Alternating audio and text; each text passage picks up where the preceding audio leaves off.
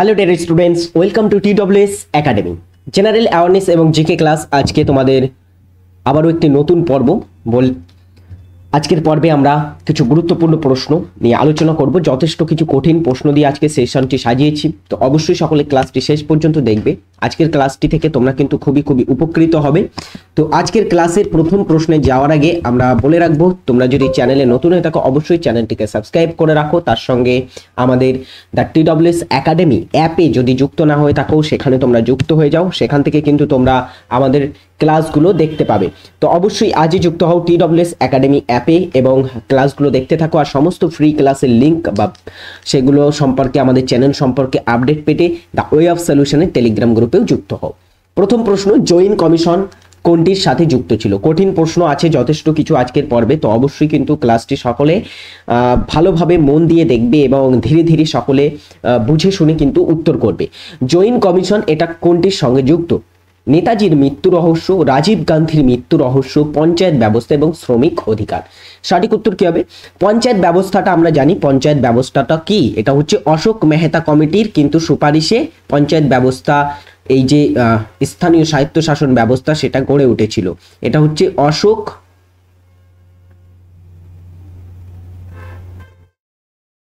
মেহতা ব্যবস্থা বা অশোক মেহতা কমিটির কিন্তু সুপারিশ ছিল।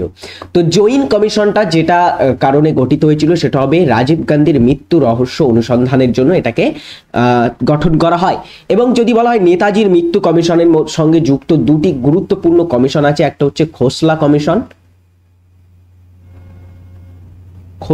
কমিশন, এবং আরেকটি হচ্ছে তোমার মুখার্জি কমিশন। এই দুটি কমিশন কিন্তু যুক্ত ছিল নেতাজির মৃত্যু রহস্য অনুসন্ধানের সঙ্গে। পরেরটা হচ্ছে শামুগড়ের যুদ্ধ কবে সংগঠিত হয়? শামুগড়ের যুদ্ধ ইতিহাসে কিন্তু খুবই গুরুত্বপূর্ণ। এই যুদ্ধটি কবে সংগঠিত হয় বলো সকলে? শামুগড়ের যুদ্ধ এটা যখন সম্রাট শাহজাহান, মুঘল সম্রাট শাহজাহান মৃত্যু বা তার যখন তিনি অসুস্থ হয়ে পড়েন, তার ওই সিংহাসনের অধিকার নিয়ে কিন্তু তার যে পুত্র বা উত্তরাধিকার ছিল তাদের মধ্যে বিভিন্ন যুদ্ধ লাগতে থাকে। যেমন দারা ও সুজার মধ্যে আমরা দেখেছি 1658 সালে বাহাদুরগড়ের যুদ্ধ হয়েছিল, দেন শামুগড়ের যুদ্ধ, তারপরে দেওরাইদের যুদ্ধ ইত্যাদি কিন্তু উল্লেখযোগ্য বিভিন্ন যুদ্ধ এই শাহজাহানের মৃত্যুর পরে দেখা গেছিল। ঔরঙ্গজেব, দারা শিকো, দেন হচ্ছে তোমার সুজা, তার যে সমস্ত উত্তরাধিকার ছিল তাদের মধ্যে। তো এখানে এই শামুগড়ের যুদ্ধটা সবচেয়ে উল্লেখযোগ্য, কারণ এই যুদ্ধে কিন্তু ঔরঙ্গজেব কার মধ্যে হয়েছিল? ঔরঙ্গজেব এবং কার মধ্যে হয়েছিল? এটা হয়েছিল দারা শিকো।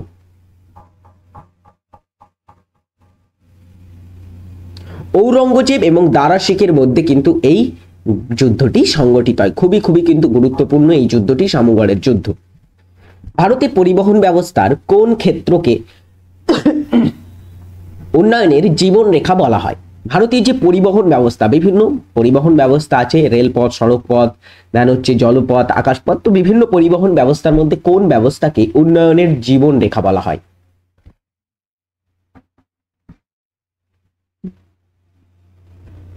অ্যান্সারটা হবে কোনটি? ভারতীয় যে তোমার হচ্ছে পরিবহন ব্যবস্থার মধ্যে উন্নয়নের জীবনরেখা নামে পরিচিত জলপথ ব্যবস্থাকে কিন্তু উন্নয়নের জীবনরেখা বলা হয়।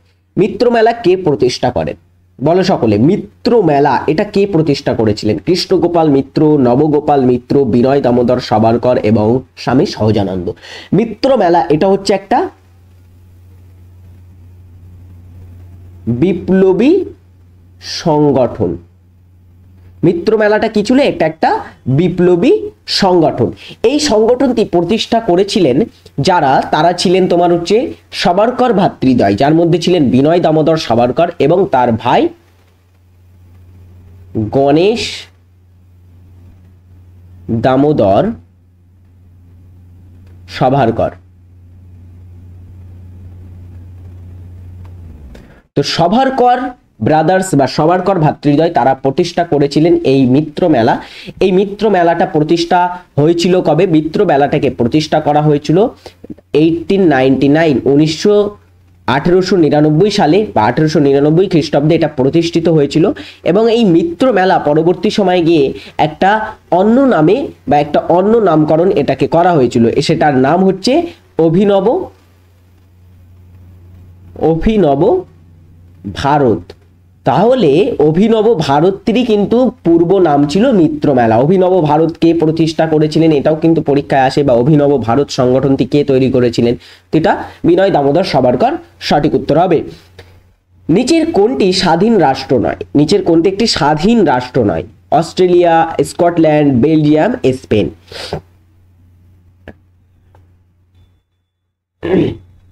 নিচের কোনটি একটি স্বাধীন রাষ্ট্র নয়? সঠিক উত্তর হবে কোনটি?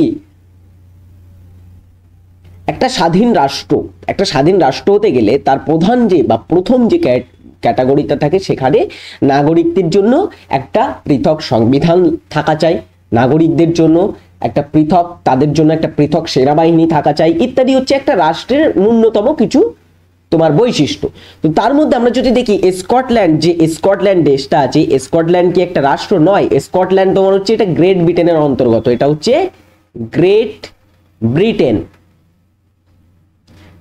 ব্রিটেনের মধ্যে অনেকগুলো এরকম ছোট ছোট রাষ্ট্র আছে, যেমন স্কটল্যান্ড আছে, ওয়েলস আছে, দেন হচ্ছে আমরা যদি দেখি তার মধ্যে বৃহত্তমটা হচ্ছে ইংল্যান্ড আছে। তো ইংল্যান্ড, স্কটল্যান্ড, ওয়েলস এবং আরো অন্যান্য ছোট ছোট কান্ট্রিগুলোকে মিলে কিন্তু একটা গ্রেট ব্রিটেন তৈরি হয়, ঠিক আছে? তো গ্রেট ব্রিটেন এর মধ্যে এটা পড়ে, সুতরাং এটা একটা স্বাধীন রাষ্ট্র নয় আমরা বলতে পারি। নেক্সট, বিষ্ণু দেবী মন্দির কোথায় অবস্থিত? বৈষ্ণোদেবী মন্দিরটি কোথায় অবস্থিত? উত্তরাখণ্ড, উত্তরপ্রদেশ, জম্মু ও কাশ্মীর, হিমাচল প্রদেশ। বলো। বিষ্ণু দেবী মন্দির, এই মন্দিরটি খুবই বিখ্যাত একটা মন্দির, যেই মন্দিরটি ভারতের কেন্দ্রশাসিত অঞ্চল জম্মু ও কাশ্মীরে কিন্তু অবস্থিত। জম্মু ও কাশ্মীরের ত্রিকুটা পাহাড়ে বা ত্রিকুটা পর্বতে অবস্থিত। তাহলে এটা কোন পর্বতে অবস্থিত? জম্মু কাশ্মীরের ত্রিকুটা পর্বতে অবস্থিত। নেক্সট হচ্ছে নিচের কোন কর জিএসটি দ্বারা বিলুপ্ত হয়েছে? কোন করটি? GST, goods and services tax, যেটা তোমার চালু হয়েছিল 1 জুলাই 2017 সালে ভারতে এটা চালু হয় বা লাগু হয়।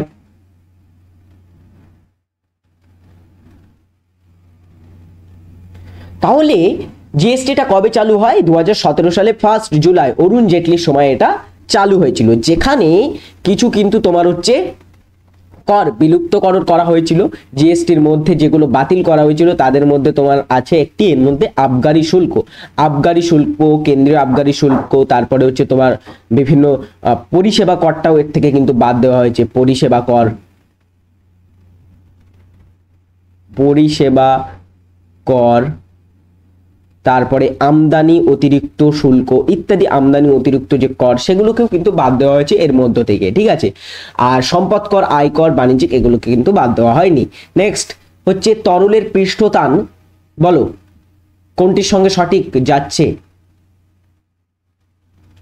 তরলের পৃষ্ঠটান ক্ষেত্রফলের সাথে বৃদ্ধি পায়, ক্ষেত্রফলের সাথে হ্রাস পায়, সাথে হ্রাস পায়, তাপমাত্রার সাথে বৃদ্ধি পায় আর তাপমাত্রার সাথে হ্রাস পায়। তো সঠিক উত্তর কি হবে? তরলের যে পৃষ্ঠটান সেটা তাপমাত্রার সাথে হ্রাস পায়, তাপমাত্রা বৃদ্ধি হলে তরলের পৃষ্ঠটান কমে যায়। নেক্সট, পশ্চিমবঙ্গের কোন ধরনের জলবায়ু লক্ষ্য করা যায়? সহজ প্রশ্ন, সকলে দ্রুত অ্যান্সার করো। পশ্চিমবঙ্গে আমাদের রাজ্যে কোন প্রকৃতির জলবায়ু দেখা যায়? কেন্দ্রীয় মৌসুমী, আর্দ্র নাতিশীতোষ্ণ, উষ্ণ উপক্রান্তীয়, আর্দ্র নিরক্ষীয় জলবায়ু। সঠিক উত্তরটা হবে কোন প্রকৃতির?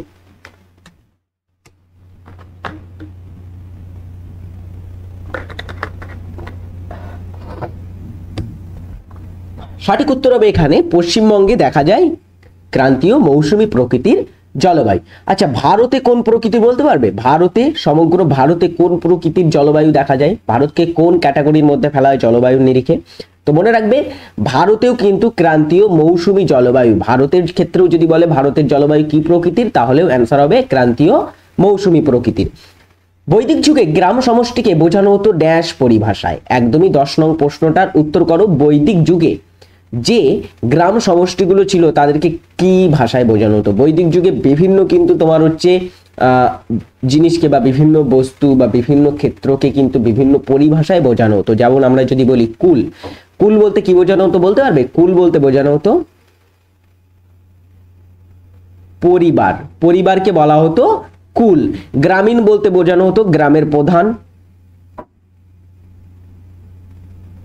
গ্রাম প্রধানকে বোঝানো হতো গ্রামীণ নামে। আর গ্রাম সমষ্টিকে বলতে বোঝানো হতো কি? গ্রাম সমষ্টিকে বোঝানো হতো 20, গ্রাম কিছু গ্রামের সমষ্টিকে বোঝানো হতো 20। আর জন বলতে বোঝানো হতো গোষ্ঠী, গোষ্ঠী বোঝানো। তো আরো কিন্তু অন্যান্য ছিল গৃহপতি, পানি, সাললি, তারপরে পুর ইত্যাদি, কিন্তু বিভিন্ন এরকম রাজন, তারপরে সমিতি প্রভৃতি কিন্তু এরকম পরিভাষা বৈদিক যুগে প্রচলিত ছিল। তো এটা মনে রাখবে যে কুল বলতে বোঝানো হয় পরিবার, গ্রামীণ বলতে গ্রাম প্রধান, জন বলতে গোষ্ঠী এবং 20 বলতে বোঝানো হয়ে থাকে গ্রাম সমষ্টিকে। খুবই গুরুত্বপূর্ণ এগুলি।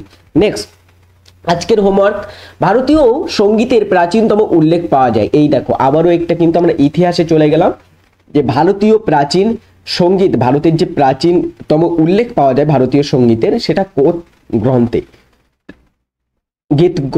গীতবিতান, রাজতরঙ্গিনী, গীত গোবিন্দ আর সামবেদ। তো সকলে এটা সঠিক উত্তর করে যাবে কমেন্টে। আশা করবো যতজন ক্লাস দেখছো সকলেই কিন্তু এটা সঠিক উত্তর করতে পারবে, কেউ ভুল অ্যান্সার করবে না এটার। নেক্সট দেখো আইপিএল 2023, আগের বার যে আইপিএলটা হলো 2023 সালে, ওটাতে অরেঞ্জ ক্যাপ পেয়েছেন কে? অরেঞ্জ ক্যাপ, অরেঞ্জ ক্যাপ কোন ক্ষেত্রে দেওয়া হয়? অরেঞ্জ ক্যাপটা দেওয়া হয় কি কারণে? অরেঞ্জ ক্যাপ হচ্ছে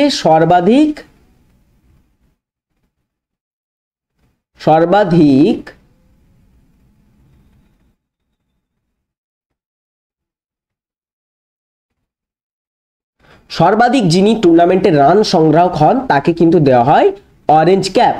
আরেকটা ক্যাপ আছে যেটাকে বলা হয় পার্পেল ক্যাপ বা বেগুনি টুপি। পার্পেল ক্যাপটা দেওয়া হয়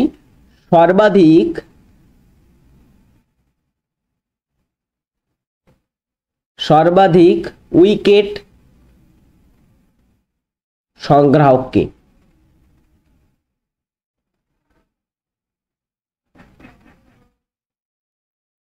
কাকে দেওয়া হয় তাহলে? পার্পেল ক্যাপ দেওয়া হয় সর্বাধিক উইকেট সংগ্রাহককে।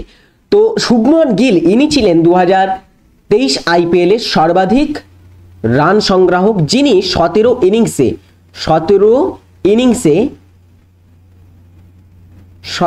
ইনিংসের মধ্যে 890 রান করেন, 890 রান করে সর্বাধিক রানের সংগ্রাহক ছিলেন। আর পার্পেল ক্যাপ যিনি জয়ী হয়েছিলেন, পার্পেল ক্যাপ যিনি নিয়েছিলেন, তিনি ওয়ার্ল্ড কাপেও কিন্তু সবচেয়ে বেশি উইকেট নিয়েছিলেন। তিনি কে বলতো? তিনি হচ্ছেন মোহাম্মদ শামি। মোহাম্মদ শামি তিনি কিন্তু সর্বাধিক উইকেট নিয়েছিলেন, 28টি উইকেট নিয়ে তিনি পার্পেল ক্যাপ জিতেছিলেন। আর দুজনাই মনে রাখবে একটা টিমের হয়ে খেলতো, টিমটির নাম হচ্ছে গুজরাট টাইটান্স। নেক্সট উত্তরপ্রদেশের বর্তমানে কতগুলি জেলা আছে? উত্তরপ্রদেশ ভারতের মধ্যে মনে রাখবে সবচেয়ে বৃহত্তম জনসংখ্যার নিরিখে সবচেয়ে বৃহত্তম রাজ্য এবং সবচেয়ে বেশি কিন্তু জেলা ভারতের মধ্যে যে রাজ্যে আছে সেটা হচ্ছে উত্তরপ্রদেশ। আমাদের পশ্চিমবঙ্গে কতগুলি আছে? পশ্চিমবঙ্গে কতগুলি জেলা আছে? 23টি জেলা আছে পশ্চিমবঙ্গে। আর যদি দেখি উত্তরপ্রদেশে সবচেয়ে বা সর্বাধিক জেলা কিন্তু আছে, যেটা হচ্ছে কতগুলি? সঠিক উত্তর 75টি জেলা আছে উত্তরপ্রদেশে। আর সবচেয়ে কম আছে কোথায় জানো? গোয়া দুটো কিন্তু জেলা, একটা নর্থ গোয়া একটা সাউথ গোয়া, উত্তর গোয়া দক্ষিণ গোয়া, এই দুটো জেলা আছে গোয়াতে। গোয়ায় হচ্ছে 2টি, এটা হচ্ছে সর্বনিম্ন। ওকে, সর্বনিম্ন। নেক্সট কাকে সুলতানি যুগের আকবর বলা হয়? সুলতানি যুগের আকবর নামে কে পরিচিত?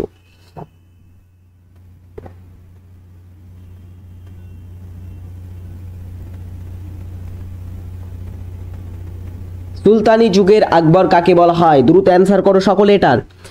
সুলতানি যুগের আকবর নামে যিনি পরিচিত তিনি হবেন ফিরোজ শাহ তুগলক। ফিরোজ শাহ তুগলককে বলা হয় ইনি ছিলেন তুগলক বংশের শ্রেষ্ঠ শাসক। এই ফিরোজ শাহ তুগলক তিনি ছিলেন তুগলক বংশের শাসক এবং তিনি কিন্তু অনেকটাই সেকুলার প্রকৃতির, অনেক কিন্তু সামাজিক কর্ম করেছিলেন, অনেক সামাজিক সংস্কার করেছিলেন। এই কারণে তাকে কিন্তু সুলতানি যুগের আকবর বলা হয়। তো তিনি 1351 থেকে 1388 খ্রিস্টাব্দ পর্যন্ত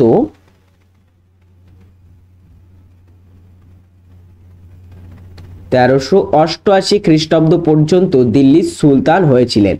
ওকে, নেক্সট, সৌরজগতের কোন দুই গ্রহের মধ্যবর্তী স্থানে অধিকাংশ গ্রহাণুপুঞ্জ অবস্থান করে? ম্যাক্সিমাম গ্রহাণুপুঞ্জগুলি মনে রাখবে এরকমই কিন্তু একটা তাদের নির্দিষ্ট কক্ষপথে তারা প্রদক্ষিণ করে চলেছে। কিছু তোমার সেগুলো মেটাল বা কিছু পাথর নিয়ে কিন্তু গঠিত হয়ে থাকে গ্রহাণুপুঞ্জ বা গ্রহাণুগুলি, যেগুলো পৃথিবীর সৌরজগতের দুটি গ্রহের মাঝে কিন্তু বিশেষ করে বা বেশিরভাগ অবস্থান করে, অধিকাংশগুলোই অবস্থান করে। সেটা কোন গ্রহ, কোন কোন গ্রহের মাঝে বলো সকলে,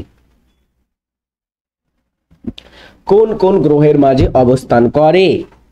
সঠিক উত্তর হবে এটা মঙ্গল এবং বৃহস্পতির মাঝে গ্রহাণুপুঞ্জগুলি অবস্থান করে। নিম্নলিখিত কোন বিকিরণ মানুষের জন্য সবচেয়ে ক্ষতিকারক? নিম্নের কোন বিকিরণটি মানুষের জন্য সবচেয়ে ক্ষতিকারক বলো সকলে?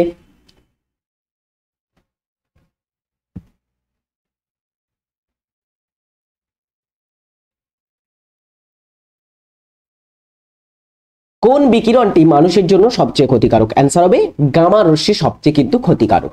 আলফা রশ্মি, বিটা রশ্মি, গামা, এক্স রশ্মি, বলো তো এগুলো কারা আবিষ্কার করেছিল? গামা রশ্মিটাও বলো সকলে কে আবিষ্কার করেছিল? এক্স রশ্মিটা কে আবিষ্কার করে? এটা রন্টজেন আবিষ্কার করে। রন্টজেন তিনি আবিষ্কার করেছিলেন এক্স রশ্মি। দেন হচ্ছে তোমার গামা রশ্মিকে আবিষ্কার করেন আলফা বিটা রশ্মি, এটা রাদারফোর্ড আবিষ্কার করেন, তাই তো?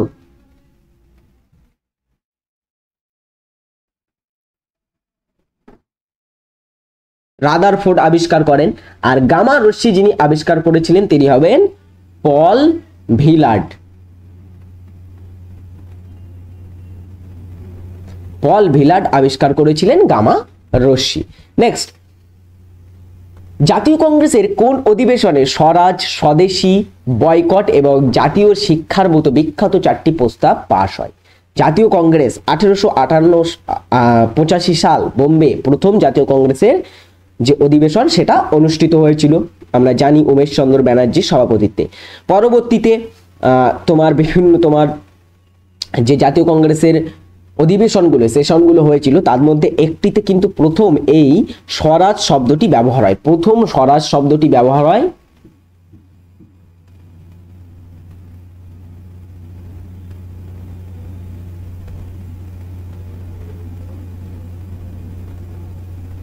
প্রথম স্বরাজ শব্দটি কবে ব্যবহার হয়? প্রথম স্বরাজ শব্দটি ব্যবহার হয়েছিল এবং এই চারটি স্বদেশী, বয়কট, জাতীয় শিক্ষার মতো চারটি প্রস্তাব পাশ হয়েছিল। অ্যান্সার হবে 1906 সালে। 1906 সালের অধিবেশনটা ছিল কলকাতা অধিবেশন। এটা কলকাতা অধিবেশন ছিল এবং এই অধিবেশনের সভাপতি কে ছিল বলতে পারবে? সভাপতি যিনি ছিলেন তার নাম হবে দাদাভাই নৌরোজি। তাহলে দাদাভাই নৌরোজির সভাপতিত্বে কিন্তু প্রথম স্বরাজ শব্দটি ব্যবহৃত হয়। নেক্সট, ভারতীয় সেনাবাহিনীর সর্বোচ্চ পদমর্যাদা হলো? ভারতীয় সেনাবাহিনীর সর্বোচ্চ স্থল যে সেনাবাহিনী আছে তার সর্বোচ্চ পদমর্যাদা কোনটি? জেনারেল, ফিল্ড মার্শাল, ব্রিগেডিয়ার আর লেফটেন্যান্ট জেনারেল। দ্রুত সকলে এটির অ্যান্সার করো। তো ভারতীয় সেনাবাহিনীর বিভিন্ন কিন্তু পদমর্যাদা আছে। সবচেয়ে ছোট যদি পদমর্যাদার কথা বলা হয় লেফটেন্যান্ট, তারপর ক্যাপ্টেন, তারপর মেজর, লেফটেন্যান্ট কর্নেল, এরকম ভাবে তোমার সর্বোচ্চ দিকে গেলে lieutenant general, then general, field marshal. Field marshal হচ্ছে সর্বোচ্চ পদমর্যাদা ভারতীয় সেনাবাহিনীর। অ্যান্সার হবে ফিল্ড মার্শাল। আচ্ছা বলো তো ভারতীয় নৌসেনার সর্বোচ্চ পদমর্যাদা কোনটি?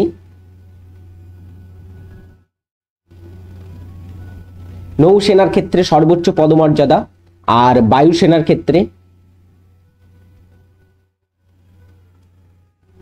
দেখো নৌসেনার সর্বোচ্চ পদমর্যাদা হচ্ছে কি? অ্যাডমিরাল। অ্যাডমিরাল শুধু নয় কিন্তু admiral of the fleet. Admiral of the fleet হচ্ছে নৌসেনার সর্বোচ্চ পদমর্যাদা। শুধু অ্যাডমিরাল বললে কিন্তু হবে না, শুধু অ্যাডমিরাল হচ্ছে দ্বিতীয় সর্বোচ্চ পদমর্যাদা। আর বায়ুসেনার সর্বোচ্চ পদমর্যাদা কি? Marshal of the Indian air force. Marshal of the Indian air force এটা হচ্ছে তোমার বায়ুসেনার সর্বোচ্চ পদমর্যাদা। নেক্সট হচ্ছে কোন রাজ্যের নগরী দুবরাজ রাইস জিআই ট্যাগ পেয়েছে? কোন রাজ্যের নগরী দুবরাজ রাইস জিআই ট্যাগ, বা এটাকে বলা হয় কি জিওগ্রাফিক্যাল ইন্ডিকেশন বা ভৌগোলিক সূচক, তাই তো?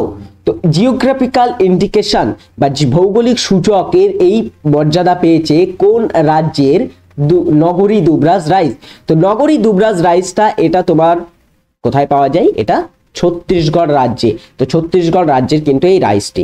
নেক্সট হচ্ছে ভারতে প্রথম মেট্রো রেল পরিষেবা চালু হয় কবে? একদমই কিন্তু গুরুত্বপূর্ণ প্রশ্ন। ভারতের যে মেট্রো রেল সেটা কবে প্রথম চালু হয়? ভারতে বর্তমানে অনেকগুলো মেট্রো সিটি আছে, তোমরা জানো, যেমন হচ্ছে দিল্লি, মুম্বাই, এই মেগা সিটিগুলি, গুরুগ্রাম, কোচি, তারপরে চেন্নাই, লখনৌ, হায়দ্রাবাদ, জয়পুর, এরকম বেঙ্গালুরু, সব কিন্তু এখন বর্তমানে মেট্রো সিটি হয়ে যাচ্ছে। তো ধীরে ধীরে এরকম মেট্রো সিটির সংখ্যা বাড়তে থাকবে। কিন্তু প্রথম যে মেট্রো সিটি হয়েছিল বা প্রথম যেখানে মেট্রো চলাচল শুরু হয়েছিল, ভূগর্ভস্থ রেল চলাচল শুরু হয়, সেটা হবে কলকাতাতে। কোথায়? কলকাতা হচ্ছে ভারতের প্রথম মেট্রো সিটি।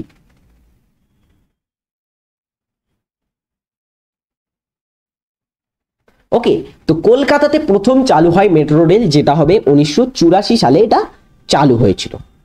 ভারতের প্রথম লোকসভার অধ্যক্ষ কে ছিলেন? ভারতের প্রথম লোকসভার অধ্যক্ষ, আবারও একটা প্রথম থেকে প্রশ্ন।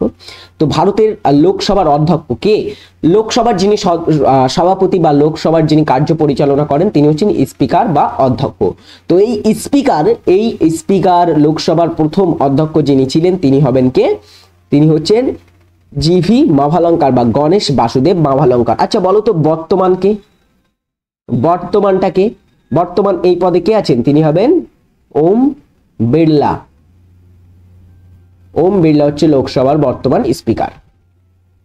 নেক্সট হচ্ছে নতুন ব্যাচ আমাদের শুরু হয়ে গেছে TWS একাডেমিতে। যদি তোমরা ক্লাস করতে ইচ্ছুক হও তাহলে আজই ভর্তি হও আমাদের TWS একাডেমিতে। সেখানে ভর্তি হলে তোমরা সমস্ত বিষয়ের সিলেবাস ভিত্তিক ক্লাস পাবে, রেকর্ডেড দেখার সুযোগ পাবে লাইভ মিস করলে, এবং সপ্তাহে 6 দিনই কিন্তু তোমাদের ক্লাস হবে। এবং অভিজ্ঞ বিভিন্ন টিচার দেখতে পাচ্ছ এখানে, বিভিন্ন টিচাররা অভিজ্ঞ টিচারদের দ্বারা এখানে ক্লাস করানো হবে।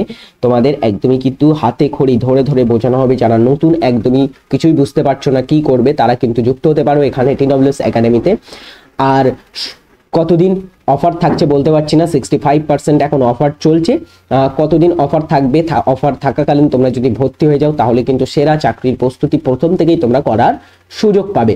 তো আজই চেক আউট করো TWS একাডেমি অ্যাপ এবং নিজের নাম এনরোল করো। আর হচ্ছে যদি কোনো প্রবলেমে ফেস করো বা যদি কিছুই না বুঝতে পারো তাহলে এই নাম্বারে কল করে আমাদের সঙ্গে কিন্তু আমাদের জানি মডারেটর আছেন, তার সাথে কথা বলে তুমি কিন্তু এখানে হেল্প নিতে পারো। তো অবশ্যই আজ চেক আউট করো TWS academy app, Google play store থেকে ডাউনলোড করো এবং নিজের নাম এনরোল করো সেরা চাকরির প্রস্তুতি নিতে। নেক্সট হচ্ছে আলমগীরপুর প্রত্নক্ষেত্রটি কোন নদীর তীরে অবস্থিত? আলমগীরপুর এটা একটা প্রত্নক্ষেত্র, এটা কোন নদীর তীরে অবস্থিত? প্রাচীন কালে বিভিন্ন প্রত্নক্ষেত্রগুলি কিন্তু প্রধানত গড়ে উঠেছিল নদীর তীরবর্তী অঞ্চলে, নদী কেন্দ্রিক কিন্তু এগুলির অবস্থান ছিল। মহেঞ্জোদারো সিন্ধু নদীর তীরে, হরপ্পা ইরাবতীর তীরে। তারপরে যদি বলি হরপ্পাটা কোথায়? হরপ্পা হচ্ছে, বলো তো, হরপ্পা ইরাবতী নদীর তীরে। দেন হচ্ছে যদি বলা হয় তোমার সরস্বতী নদীর তীরে ছিল বানওয়ালি ছিল সরস্বতী নদীর তীরে। ভোগাবো নদীর তীরে তোমার ছিল একটা বিখ্যাত, মনে আসছে না নামটা, যাই হোক ভোগাবো নদীর তীরে একটু বলো তো কোন প্রত্নক্ষেত্রটি ছিল? এনিওয়ান? ভুলে যাচ্ছি, নামটা মনে ছিল, যাই হোক। আর শতদ্রু নদীর তীরে তোমার ছিল রূপার প্রত্নক্ষেত্র, ঠিক আছে। দেন হচ্ছে তোমার আলমগীরপুর যে প্রত্নক্ষেত্রটি, এটা তোমার কোথায়? এটা উত্তরপ্রদেশে। আর মনে রাখবে আলমগীরপুর হচ্ছে পূর্বতম, সিন্ধু সভ্যতার পূর্বতম কিন্তু সবচেয়ে পূর্ব দিকে অবস্থিত যে প্রত্নক্ষেত্র ছিল সেটা হচ্ছে এই আলমগীরপুর প্রত্নক্ষেত্রটি তোমার কোথায় বা কোন নদীর তীরে অবস্থিত ছিল? এটা হিন্দন নদীর তীরে অবস্থিত ছিল। ট্রিপল অ্যান্টিজেন্ট শিশুদের নিম্নলিখিত সমস্ত রোগের বিরুদ্ধে প্রতিরোধ ক্ষমতা প্রদান করে। ট্রিপল অ্যান্টিজেন্ট DPT টি এটাকে বলা হয়ে থাকে। কি বলা হয় এটাকে?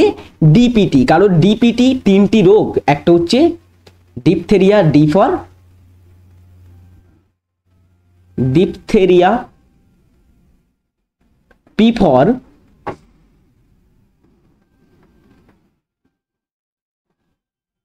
পেটুসিস, পেটুসিস বা হুপিং কাশিও বলা হয় এটাকে, আর টি ফর টিটেনাস, টিটেনাস। তো তিনটি রোগের তোমার হচ্ছে ভ্যাকসিন হিসাবে ব্যবহার করা হয় এই ডিপিটি কে।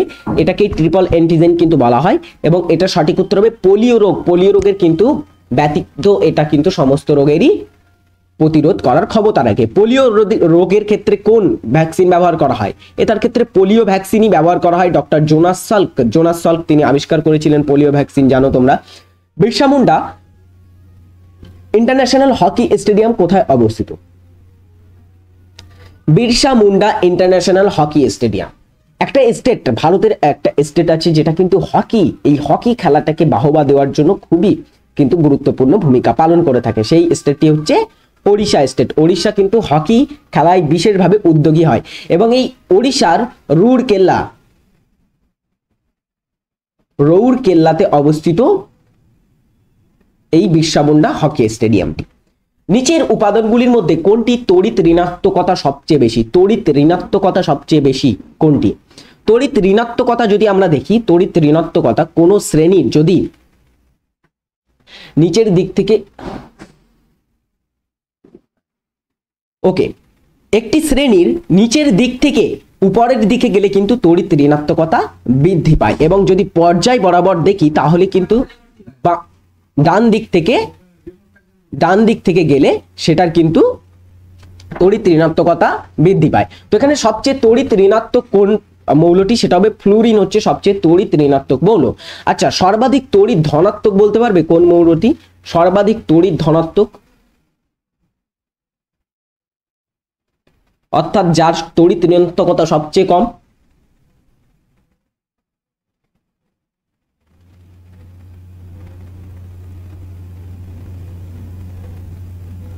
সবচেয়ে তড়িৎ ধনাত্মক সেটা হচ্ছে সিজিয়াম। সিজিয়াম হচ্ছে সবচেয়ে তড়িৎ ধনাত্মক। নেক্সট, ইয়ং ইন্ডিয়ার সম্পাদক কে ছিলেন? ইয়ং ইন্ডিয়া যে পত্রিকাটি ছিল সেটার সম্পাদক কে ছিলেন?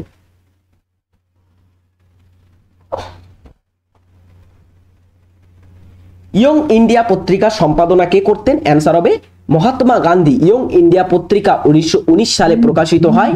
1919 সালে প্রকাশিত হয়েছিল ইয়ং ইন্ডিয়া, যেটার কিন্তু তিনি সম্পাদনা করতেন। মহাত্মা গান্ধী আরো কিন্তু বিভিন্ন পত্রিকা সম্পাদনা করতেন। একটা ছিল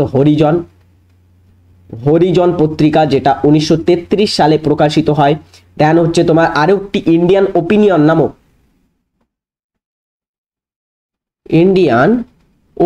নামক একটা কিন্তু পত্রিকা তিনি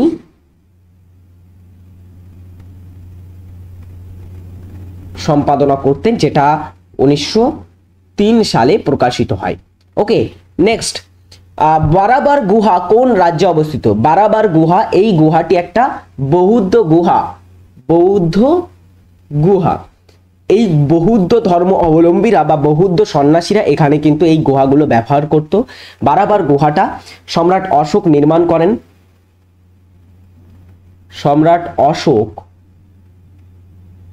নির্মাণ করেন।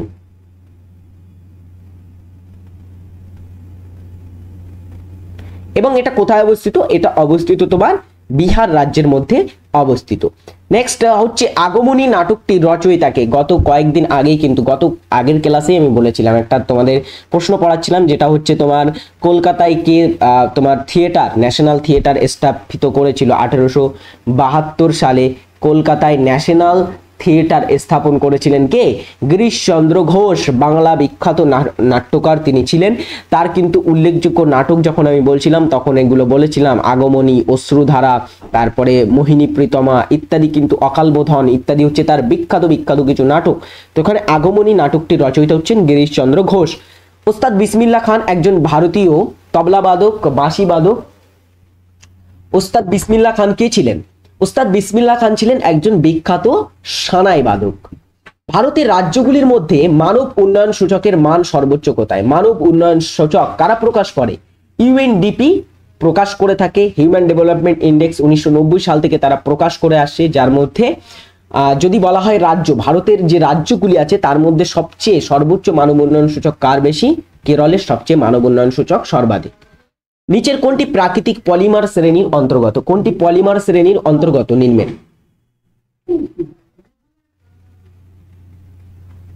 প্রোটিন, সেলুলোজ, রাবার বা উপরের সবগুলোই? অ্যান্সার হবে উপরের সবগুলোই কিন্তু প্রাকৃতিক পলিমার। তো আজকের ক্লাসে কিছু 30টি প্রশ্ন নিয়ে সংক্ষেপে আলোচনা করলাম। অবশ্যই ক্লাসটি আশা করব তোমাদের খুবই ভালো লেগেছে। ভালো লেগে থাকলে অবশ্যই লাইক করবে এবং কমেন্টে জানিয়ে যাবে ক্লাসটি থেকে তোমরা আসলেই উপকৃত হচ্ছ কিনা এবং কেমন ধরনের প্রশ্ন রাখলে তোমরা আরো উপকৃত হবে, কেমন ধরনের প্রশ্ন তোমাদের জন্য রাখতে পারি। এই প্রশ্নগুলো আশা করি এনাফ প্রশ্ন হবে পরীক্ষার জন্য। আর চাইবো আরো কিছু গুরুত্বপূর্ণ প্রশ্ন নিয়ে পরের দিনের ক্লাসে আসার। সকলে এই পর্যন্ত আজকের ক্লাসটি যারা দেখলে সকলকে বলবো পরের দিনের ক্লাসে যুক্ত হবে। পরের দিনও আরো কিন্তু গুরুত্বপূর্ণ প্রশ্ন থাকছে। সকলে ভালো থাকবে, সুস্থ থাকবে, নিজের খেয়াল রাখবে। পরের দিনের ক্লাসে যুক্ত হবে। টাটা, এখানেই শেষ করছি আজকের ক্লাস। টাটা।